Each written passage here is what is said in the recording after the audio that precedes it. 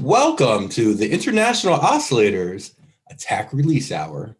Third episode. Episode 3. Cat breath, what are we doing? Seems like a real thing now. We got to keep it going, I guess.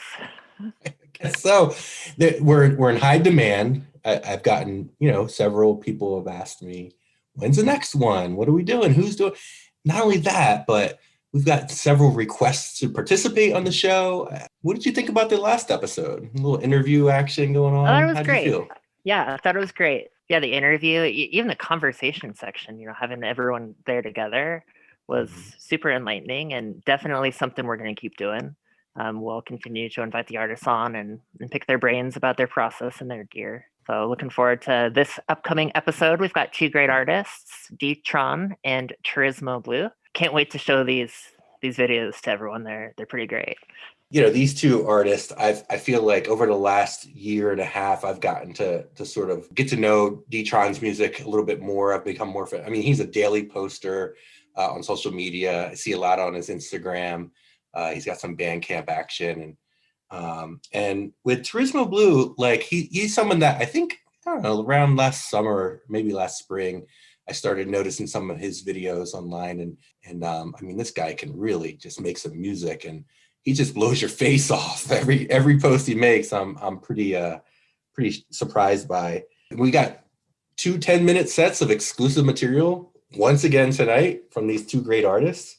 So D-Tron kind of comes from my neck of the woods. He's in the Pacific Northwest also, on the other side of the border in Vancouver. I would describe his music, it's kind of chill, down-tempo, even maybe a little synthwavy at times, but really smooth, really well produced. He's got a wide range of pretty interesting gear. Definitely an up-and-comer. D-Tron last September released an album called Menagerie, and it's one of my favorites of the year. I think on one of the previous episodes we said, the amount of work that International Oscillators artists are putting out, you can listen to only International Oscillators artists and be just fine. And get your fill. Yeah, I've got his album on pretty on repeat pretty often. Particularly, it's great to kind of work too. So excited to see what he has for us today. It's been like a pretty hot month for a lot of people. Netvio put together a prompt list. And I gotta say, D-Tron has been relentless. Every day we're seeing something from him. January 22, January 23. Like he's pumping them out and they're quality. Like you can tell he's taking his time. He's working on them. Like you said, he's got that lo-fi, little synthwave kind of sound. He's working, almost entirely with hardware, like DAW-less jams on hardware. And he's always, he's mixing it up. Some days in a row you'll see like he'll work on like 1 or 2 instruments that he features. But he's always got something different going on, something new. And I'm always surprised at the quality of his work. D-Tron, Vancouver, British Columbia. He puts the international oscillators. So one of the many. So yeah, you want to kick it off and listen to his 10-minute set. This is D-Tron with exclusive material. You've heard it here first.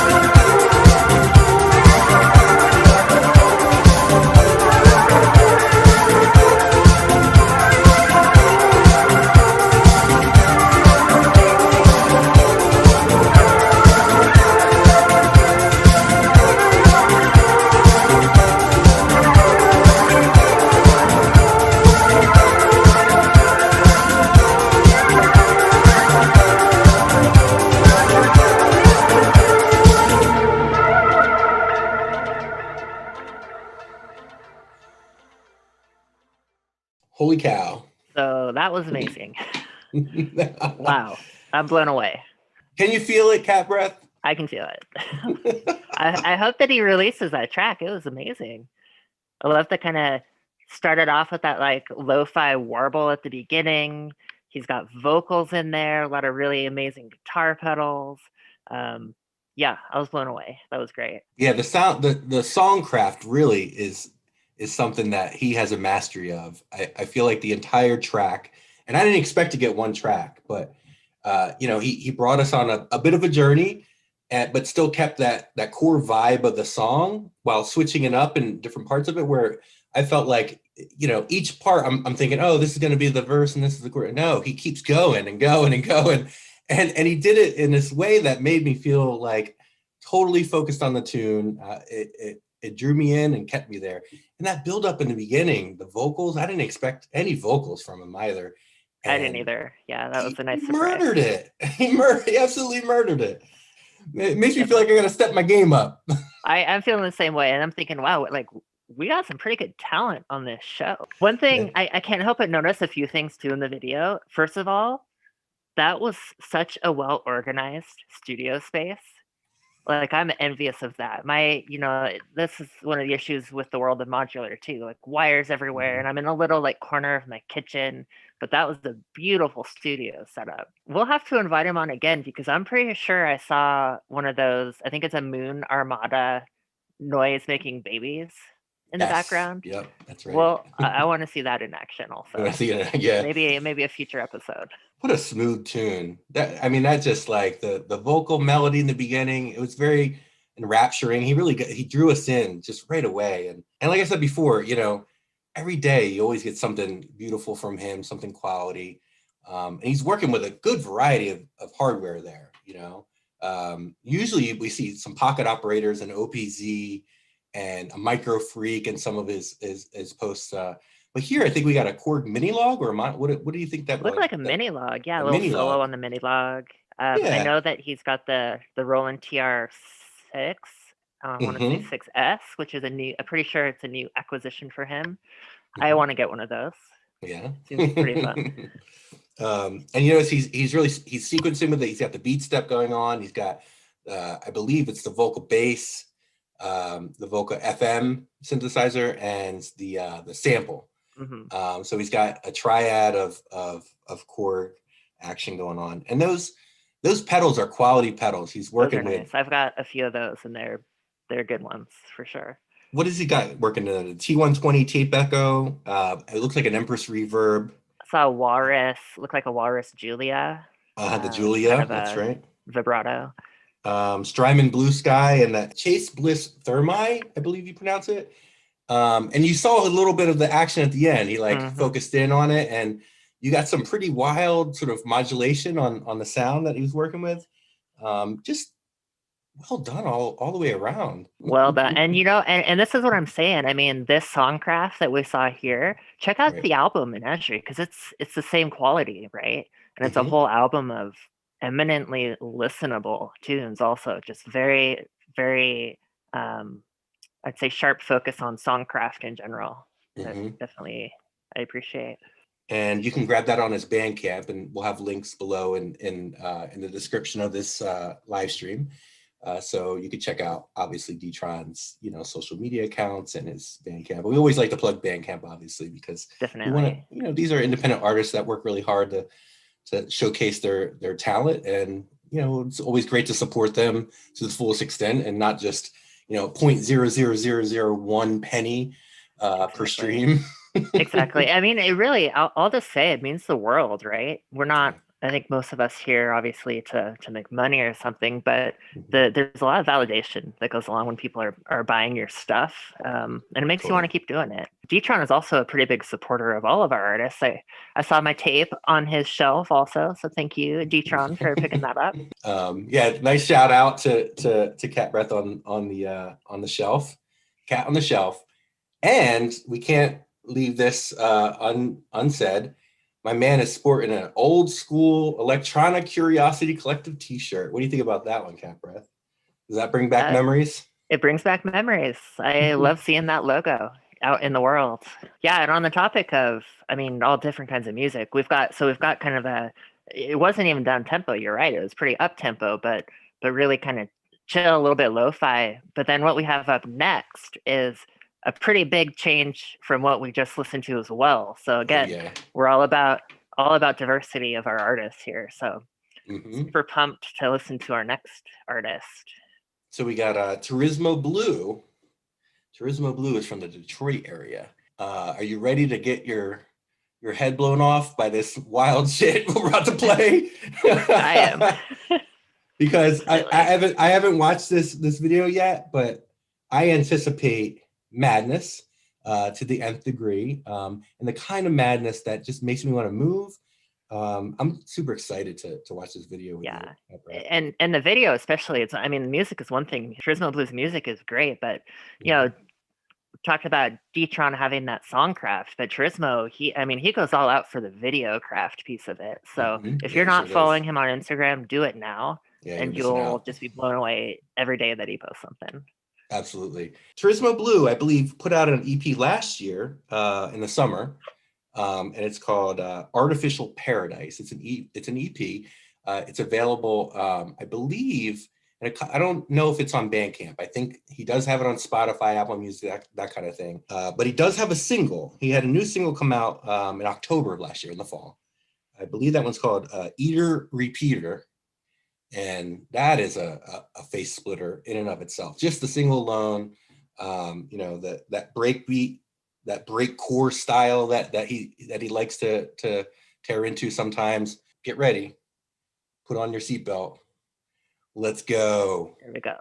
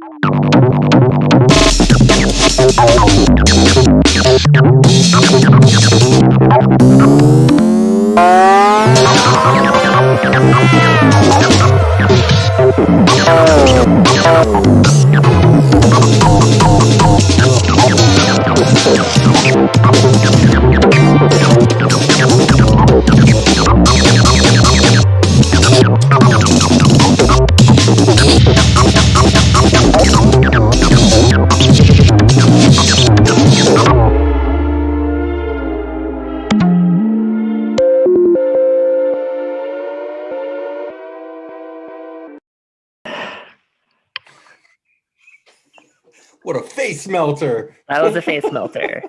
That has everything I love. It's got, I mean, the visuals are great. It's like the whole acid house aesthetic is amazing. But then the stutter and the glitch and the kind of the beat repeat, like I love that stuff. I wish I knew how to do that better, but Yeah, T-Boo is a master at that. My goodness gracious. I mean, he took us to another plane of existence. With all these different styles too. He took us on a breakbeat journey, a drum and bass journey. I mean, we got some, I don't even know how to describe that last track.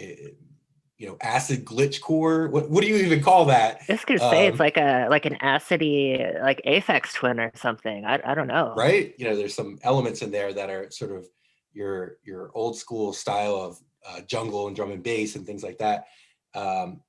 But he takes it to a different level, and he adds his own flair to it. With these visuals, it's like it's an experience. Turismo Blu, it's something that you plug in and connect to in a different way. It hits different, as the Gen Z kids say these days. That track slapped. There's no doubt about it. 3 songs, and yeah, it's a lot of genres we went through there, kind of all mixed together. I love this sort of like washed out, almost like burial-esque vocals that are in there, also vocal samples. So it's a whole package. Absolutely. Everybody talks about Turismo Blu's calling card is sort of, he's got a cat on a synth, right? And I imagine that for him, that's like, okay, great. It might get me some folks checking out my videos and whatnot. But this man delivers on so many levels that there's so much more than meets the eye with his visual aspect.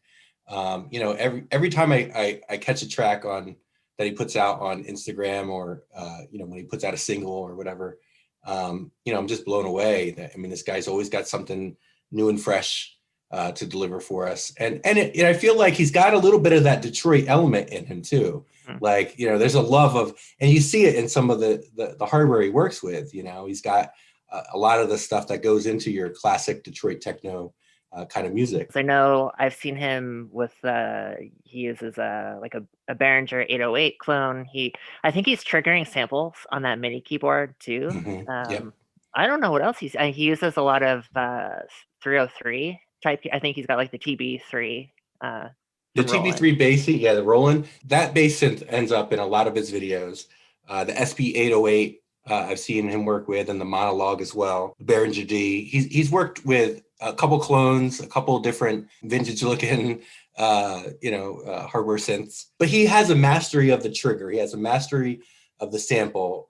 He just knows what he's doing, and you can see how comfortable he is. He's moving with his own music. He's rocking out to his own music while he's playing it, and it just feels like he's in the driver's seat. In Turismo Blu, we're in a sports car.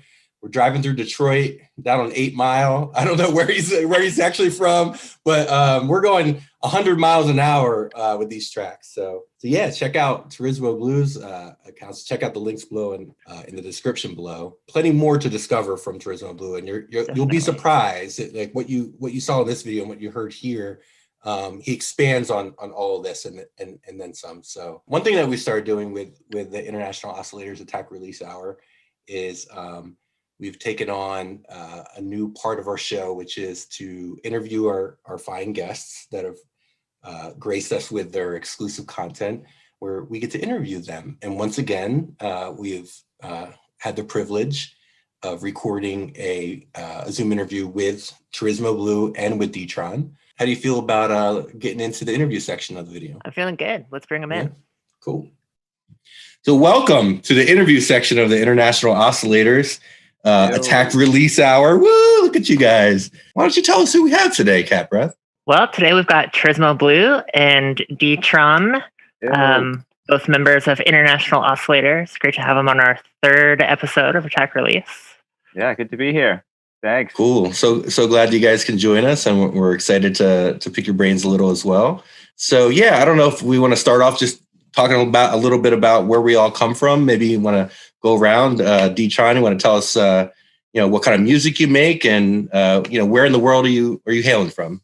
I live in Vancouver, British Columbia, in Canada, up north, a little north of Cat Breath, I believe, other side of the border. But I actually grew up in Hong Kong. I moved here 2.5 years ago, and spent most of my life in Asia, kind of doing the music thing over there. Been in live bands since I was about 15. Oh wow! Yeah, quite a while. Discovered synths like 5 or 6 years ago with my first Volca. And it has escalated quickly from there. Now since I've kind of been doing the Instagram thing for a couple of years now, met a bunch of you guys, kind of found this community, which has been a very cool place to kind of keep things going. It helps keep you motivated and inspired, and helps kind of keep you connected to what other people are doing. It's like an audience from home, right? You can just do these little shows and kind of connect with people. And I used to play live shows quite a bit. I love doing live shows. Even before we were all locked down and couldn't do live shows, it was something I was kind of doing less anyway. So it's a great way to kind of have people actually see what you're doing, which is surprisingly strong motivator for keeping it up, and having that feedback, just making more. We've been inspired by a lot of the posts that you've made on Instagram and other places as well, YouTube, and I believe you have, and we'll post some links below for people to check out more of your work. Turismo Blu, coming to us from the future, it seems as though. From a digital void created in Max MSP. I'm Turismo Blu. I'm based out of Detroit at the moment. I'm originally from Detroit. Although I will admit, I did most of my growing up in Colorado Springs, Colorado. I make both kinds of music, country and Western, for anyone that doesn't know. I've been doing music under this moniker since 2000, 17. If you were to go back and look at my music from that era, it's quite different than what you're hearing now. Before that, I was in like crust punk and metal bands. Oh, Ryan, that's great. Like the guy I was in a band with started getting into synths. Like he bought one. I hope he bought it and didn't steal it from the pawn shop. I'll say that. And we had some fun with it. And I took to it way quicker than he did.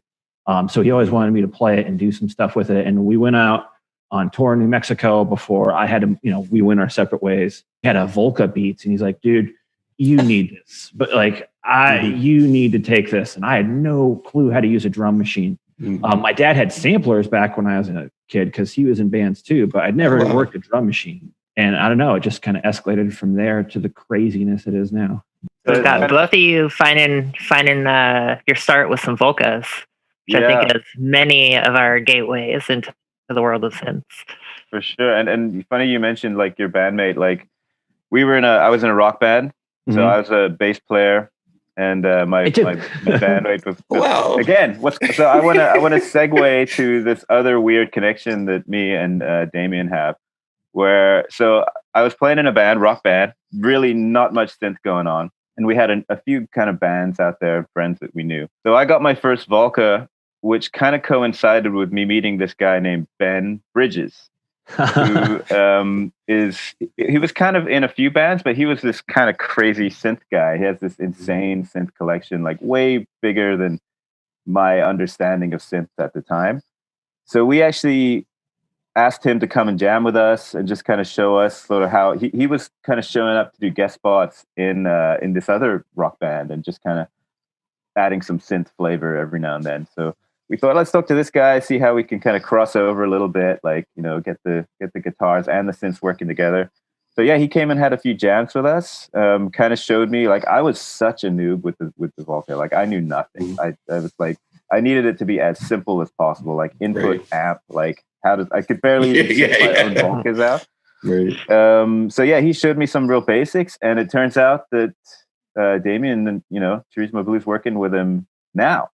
And this like kind of weird roundabout way, from other sides of the planet. He now probably talks to him more than I do. I don't know. So T Blue, you actually you carried the torch, the synth torch over. So you guys both got started with the Volcas. That's interesting. I used to play bass many years ago and still do sometimes, but that was my main instrument. And I got into synths again because I got a Volca sample. Given that, what are after you've probably played with quite a few of the different Volca series, do either of you have a favorite, or is there something that stands out to you in the Volca series that you guys like to play with the most?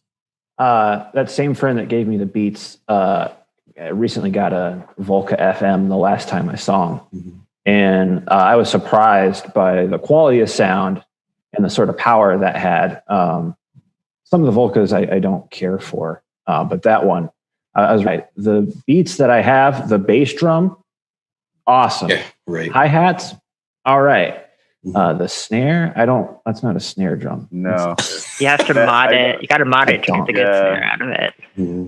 It's totally like I find that you can't really use the beats on its own as a drum machine. Like you can kind of sprinkle it with some flavor on top of something else. And I agree, the kick is pretty beastly. Hats aren't bad.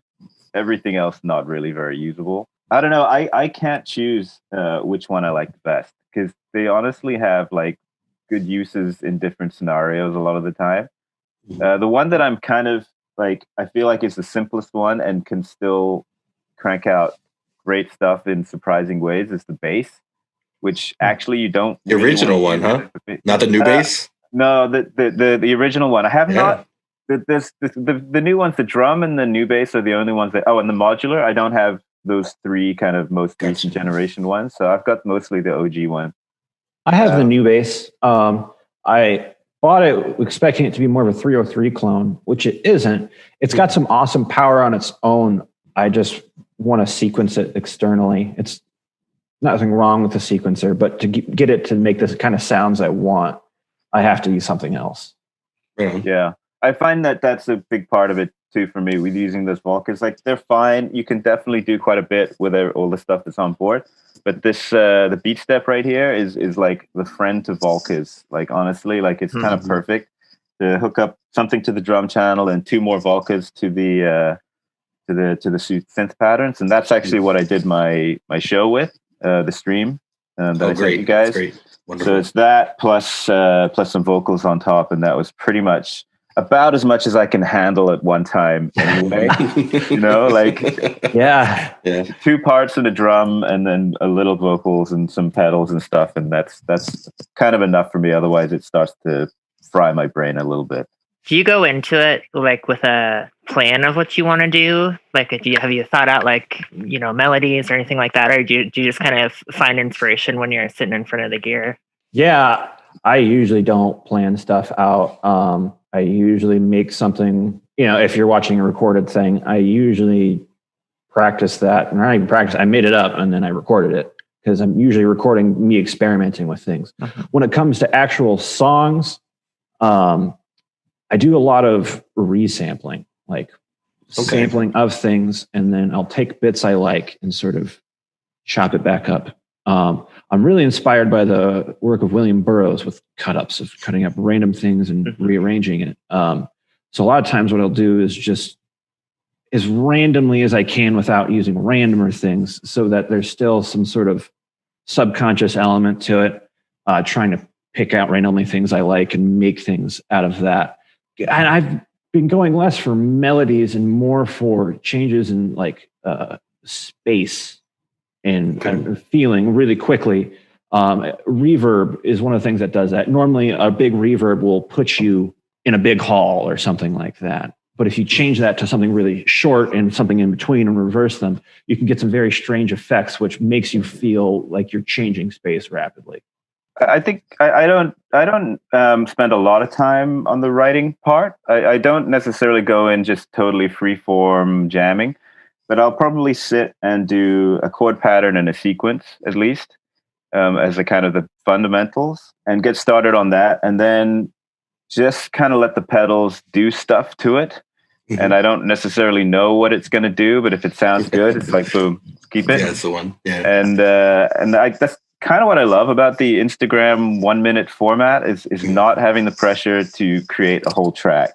Just like that tasty, hook of a track, or maybe a one build up to kind of get you into a groove, but not really necessarily sweating out like a whole structure or anything like that. And I kind of think people are happy to just have that little chunk, the little nugget. Like they don't necessarily want to go on that whole journey with you from start to finish in that Instagram environment. But so I try to start, finish, be done, including like throwing together whatever minor video editing, hour tops, like just to keep it moving. Right. And do not worry. Like if it's not perfect, who cares? Like no one's going to remember this in a day and a half. Right. And just, I find that really helps the productivity, just keep things rolling, not being too precious about anything. Totally different approach though to like album writing. And sure. I think you sit down thinking, okay, this is something I want to build up. I don't want to have time pressure. I don't necessarily want to get stuck taking forever either, but yeah, it's just a different, not so much your one and done. You want to think about how the whole thing goes together. And I don't know, I think they work really nicely as like counterpoints to each other, like the Instagram thing of just quick jams and getting them out, and then thinking, okay, I'm not going to do that. I'm going to sit and write something for real now, and just a whole different process to that. That brings up the whole thing about Instagram. I saw an interesting post about January. Obviously it's January right now, of whether it's a good thing or a bad thing, right? For me, because you feel like not forced, but like you have pressure to create something as often as possible, but little things. And I like that personally because I use that as a way to really kind of experiment with my gear, learn new things, and then I will go back when I'm in album writing mode. But it was an interesting kind of point and a question. Do you think the whole January or 1-minute jams, how that impacts your songwriting in general? Do you find it, D-Tron, it sounds like it's been a positive for you, but I'm always kind of curious to see how it changes the way you make music, and the way that like Ableton changed the way I make music, where it kind of puts you into a template of sorts that can be hard to break out of sometimes. So it's interesting to see how people engage with Instagram, if it's pushing them forward or, becomes almost, too much pressure or annoyance or something after a while. I think January is a really good thing. For one, I'll just start. If you're an Instagram user, you need to be posting every day to have a chance. If you don't, people forget who you are. Unless someone really likes you. And if you're not posting every day, Instagram makes it even harder for that person who likes you to find you. So it encourages people to start posting every day. And you may not need to post every day, but at least once you get into that habit, you can start to have more of a social media presence. I see a lot of people that are really good, but don't have the drive. Like there's people that were around last January that they don't have accounts anymore, or I don't know the last time they posted because I forgot their name. Right. I'm sorry to that person, but that's how but also it's really good as an artist perspective. Just so I think a lot of people get too perfectionist. They get analysis paralysis. Is this going to be the right thing? When if you just have to put something out every day, you might put out some shit. The other day, I was very intoxicated. I'll say that. And I thought it'd be a good idea to take a lock groove record and my drum machine at the same time, which if I actually had turntable chops and wasn't wildly intoxicated, probably would have been a good idea. I still put it out there because, hey, and some people really liked it. I don't know why, but good on them. I think a lot of us are probably kind of built for this type of January thing anyway, where we're just kind of constantly jamming all the time, right? And I think, doing it every day, it definitely does kind of turn up the heat a little bit. In that you kind of, and I think maybe this is more self-inflicted, but you kind of like you once you started, you want to complete it. You don't want to you don't want to miss anything. But there's a lot of people that are just kind of doing it pretty much every day, all the time. I mean, some guys live January all year long, and I don't know if it's part of them building their social or if that's just who they are and they just want to be doing that all the time anyway. So I don't find it troublesome. I find it kind of fits nicely with what I do anyway. I for me, it's more like I get to think about it more as a complete set of a kind of work that goes across the whole month. I think if it is stressing you out, then that's probably a problem. Don't make it stress you out. It's supposed to be fun. And I sat down the other day. I'm kind of doing a setup this month where I don't think I could. The Netvio is doing all these prompts this month. Right. And I think you're doing them Prole. Trying. I see that would be a kind of a roadblock for me because I kind of want to go in with a bit of more freedom and knowing that the time is limited. I don't want to get stuck on something that might not necessarily come naturally. Right. So I think that's a bit of what I kind of went in and spent a few days before it all started in December, kind of thinking, okay, I'm going to spend a week on like one setup and then a week on another setup and just do that 4 times to get me through the month. But yeah, I mean, I was thinking like one part of my setup, which I don't use nearly enough, but I kind of love seeing other people do, is a lot of tape deck stuff. So I have a 4-track tape thing here. I'm not very good with it. I sat down and I was like, okay, maybe I'll spend a week on this. An hour later, I was like, forget it. I just got blocked, and that's when I decided, no, we're going to do Volcus. Volcus is easy. So I'm doing a week of Volcus this week, and my new drum machine. But yeah, I mean, I think the productivity is just something it's going to be part of why you're doing it anyway. I would have thought. Sure. And if it so I think in terms of like what was Kat was saying, like, is it potentially a bad thing? I think it's a bad thing if you feel like it's stressful or if it's putting pressure on you or it's kind of removing the fun from it, then that's definitely not the purpose. But I think most people wouldn't really get into it unless they were already having fun doing that kind of thing. I was just gonna say, it brings up a good point of don't take it too seriously. Like T Blue was saying, like the perfectionism is. I found myself last week working on a jam for like 3 hours because I couldn't get it right. It's like, it's a 1-minute video. Who cares? Who cares? Like, you're learning new stuff. Don't fall into that trap. I always have to kind of remind myself. Yeah, there's a little bit of a trial by fire element to it. Like it forces you to try some new things. And that's kind of like why I jump into those prompts, because I say to myself, this is going to push me way outside of my boundaries. So let me give it a shot. And I can learn. There are some things that I've learned this month and last year as well that it's just not going to work. Like you tried the tape deck situation, and it's like I think it was yesterday, the day before, the prompt was bossa nova beat, and I was like, I'm going to make this like dark sort of like horror movie score, ambient, dark ambient thing.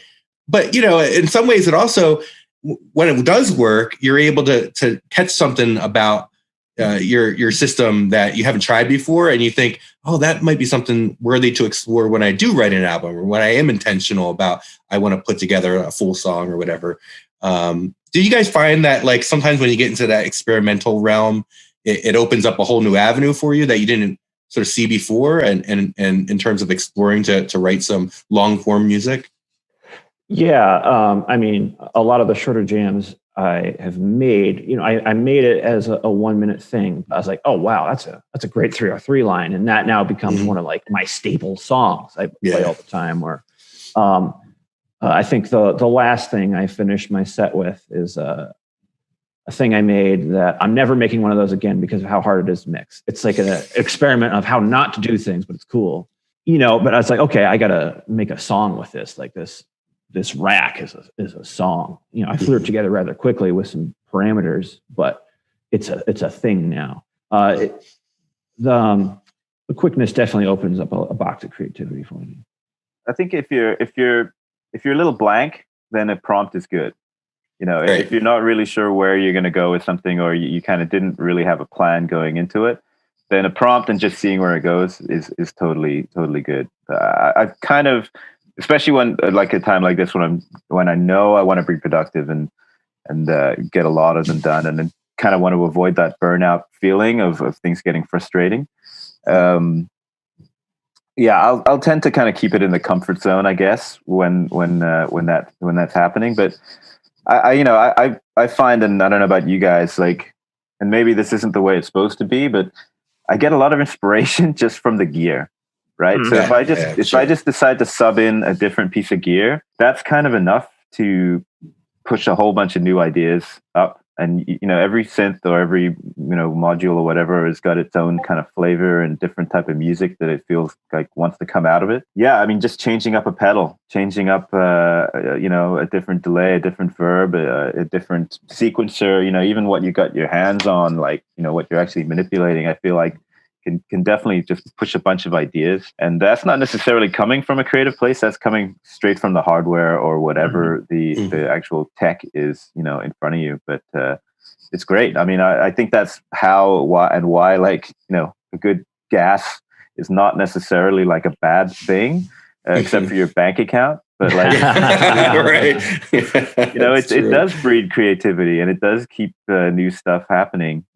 So that's why it's a hard one to argue against getting that new piece of gear. Like it is probably going to be something you create with.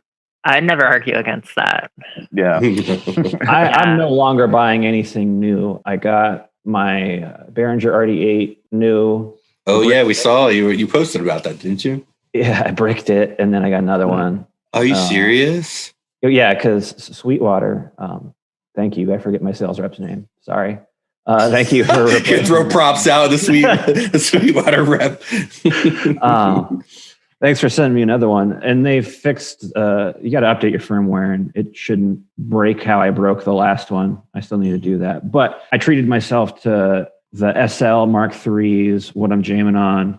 And a nicer mixer and some monitors. But after that, I'm just buying used because it's not worth it. Like I just bought a used TD3 from someone else in International Oscillators. Oh yeah.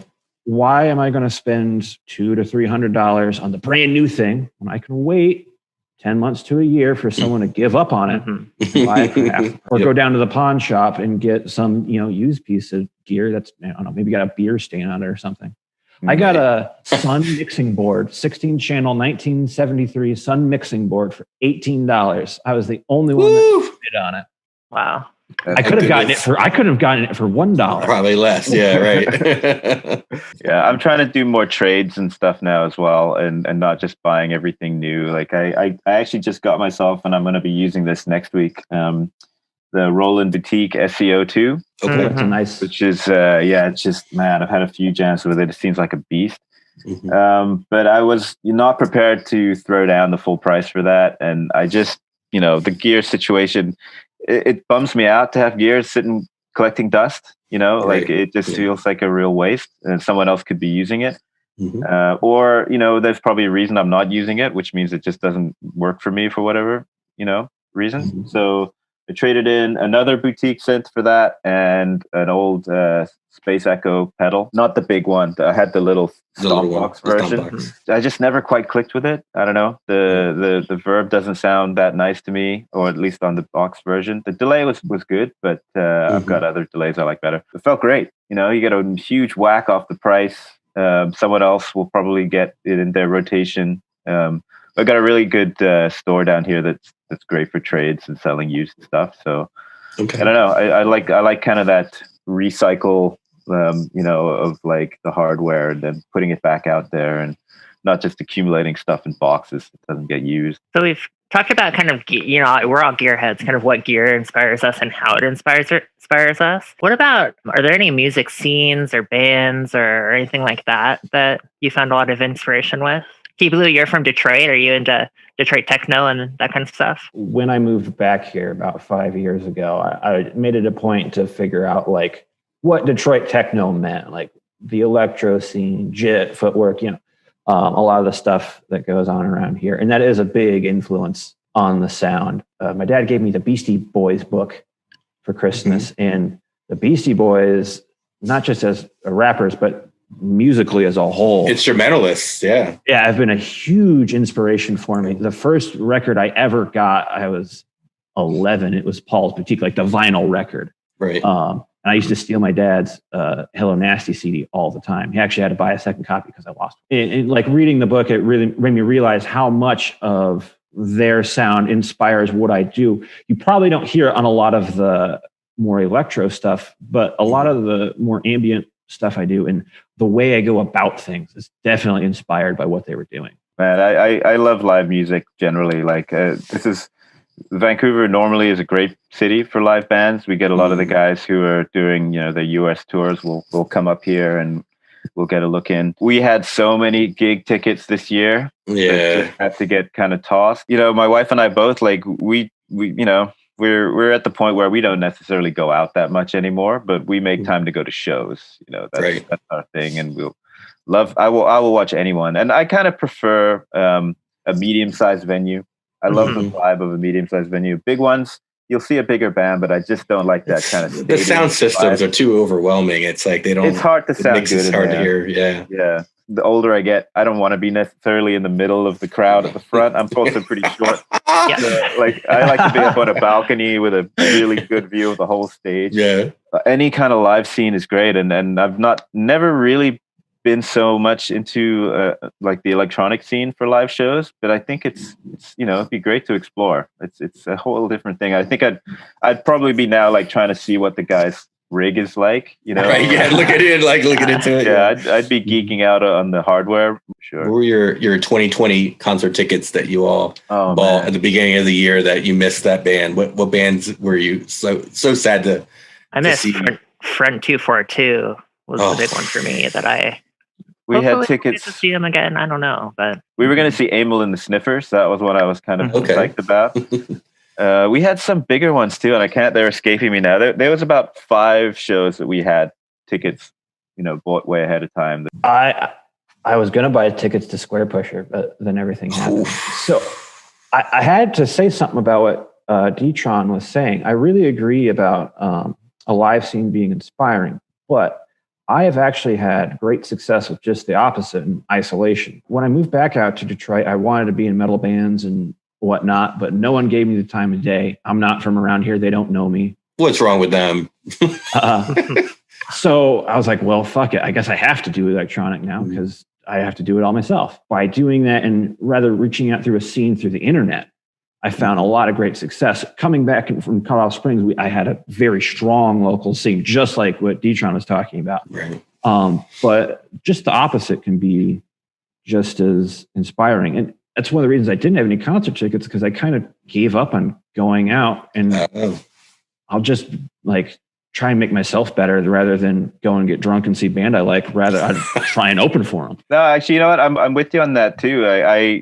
I did play in bands for a long time, and we did okay. We toured a bit. I played at South by Southwest in 2010. Nice. Wow, that's great. And me and my bandmate were fully involved and engaged with it for a long time. And like, it's gonna sound lame, but I got older and I was like, I don't really want to do this anymore. Like, carrying my shit around is that's why you got to get so popular that other people will do it for you. Yeah, but I mean, that's a level it's hard to get to. It's hard to break through, yes. And like I said, like, we did all right. We probably could have done stuff to push it a little more even, but you know, that step is a big step to take, to the point where you know, you're kind of not really doing so much of all of the other stuff in the background. So when I moved, I was like, I don't want to join another band.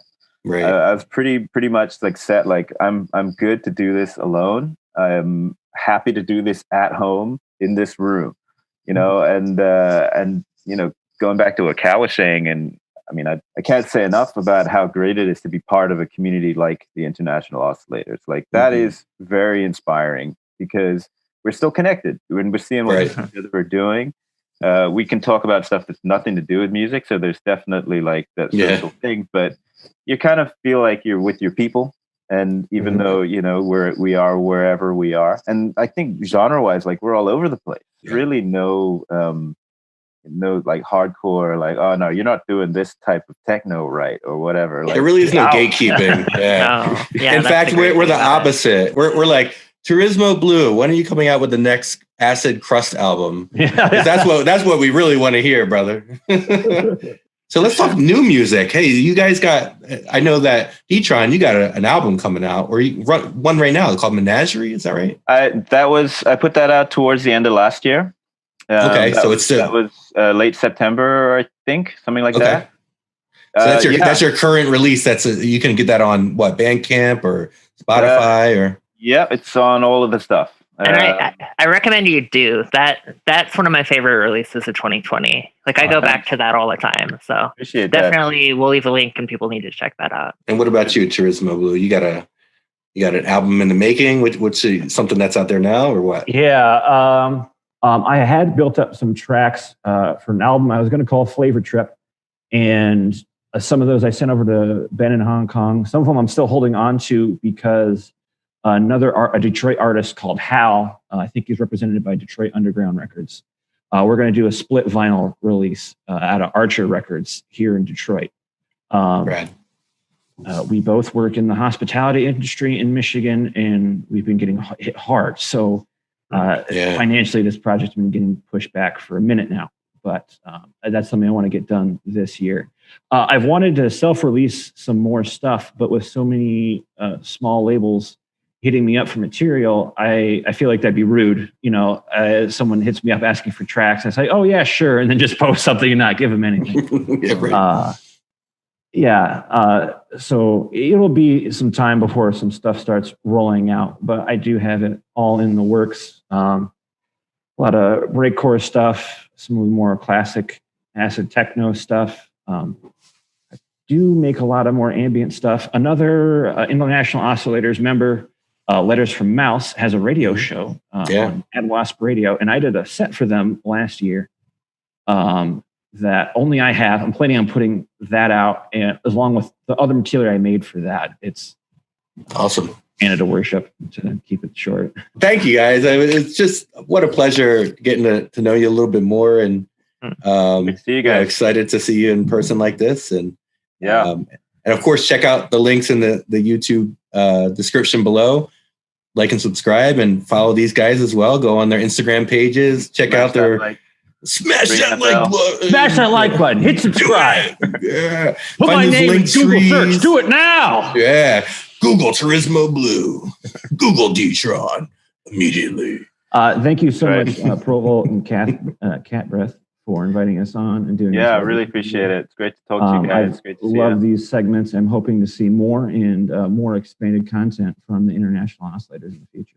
What a great show. We had D-Tron and Turismo Blu. We got to pick their brain a little bit, learn a little bit about where they come from. What a hell of a conversation. I mean, we really dug deep with this interview and got to know them in a way that I didn't imagine going into it.